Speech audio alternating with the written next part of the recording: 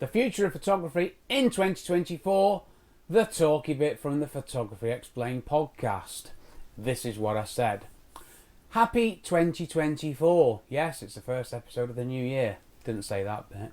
Happy New Year, how exciting, and I wanted to kick off with something thought-provoking.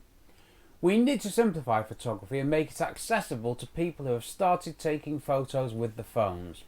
We need to learn from the phone manufacturers and align ourselves more with them so the leap from phone to camera is much more natural. We need to give people who take photos with the phones compelling reasons why they should want to take the next step in their photography journey and go from a phone to a camera. Now, I know I'm not alone in this view, judging from the feedback to date, and that feedback is from the 3 previous episodes which all had titles with the words stupid photography terms in. Now, lots of positive feedback, lots of people agreeing, lots of people thinking the same things that I do. So if you're one of those people who gave me feedback, thank you. Right, back to the answer a bit. No, things need to change. If we don't do this, starting right now, I fear that photography will be 99.9% phones in, I don't know, 10 years, 5 years. It's probably more like 2 years the way things are going at the moment. Remember when the CD was the future? Now, I haven't played a CD in years. I got rid of my precious collection last year when we moved house, as streaming has completely removed the need for them. Now, my CD collection, it had been in a cabinet for probably about 10 years without being played. And not that long ago, the CD was the long-term data storage solution, wasn't it? And let's also not forget video cassette recorders, Betamax, CD players, MP3 players, record players even. Think about all those things which are distant memories. Well, they are for me anyway. You might still have one, but I certainly don't. And with the rapid progressions in technology and the digital age, things are moving even quicker than ever. It's quite scary, isn't it?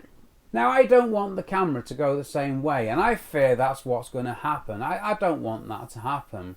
So if we don't want the camera to go the way of everything else and be replaced by a phone, we need to modernise photography.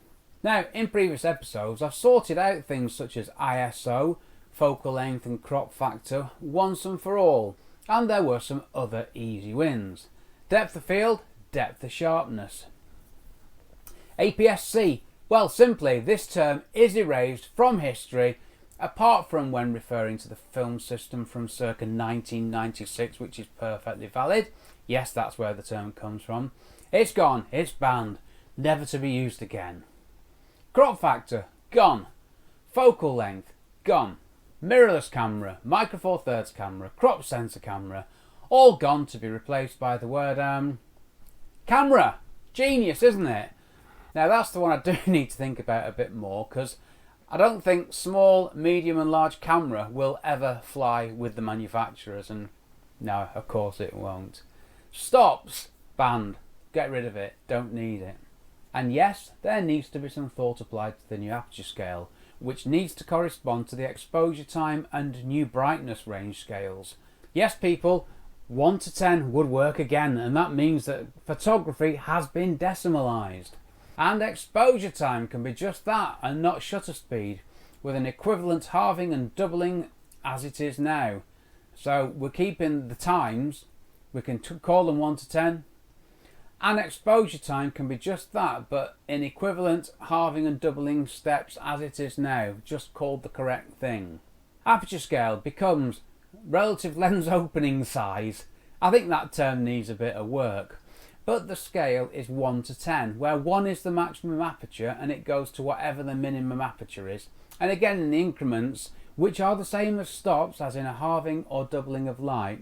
But rather than those baffling numbers, 1 to 10. That'll do it. ISO is called the brightness scale. The scale is 1 to 10. With the scale's 0 to 10, not 1 to 10. 0 is the native ISO, and then you go up in increments from 1 to 10 of increasing brightness, again in halving and doubling of the light.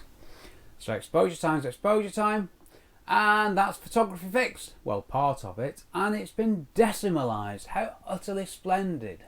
Now, one last very significant point here. What will I do with all this information? What is the point of me waffling on like this? What is the point of me banging on about these things over and over and over? Well, I'll tell you what the point is. And this thought came to me as I was writing this answer bit. What I need to do is this. I need to write to the major camera manufacturers and ask them what they think. Yep, all you camera manufacturers out there, wait for it. You'll be getting an email from me. Bet you can't wait. Yep, I think that's a great idea and I am going to do it. Right, that was the answer bit from episode 171. Yes, it was 171. Phew.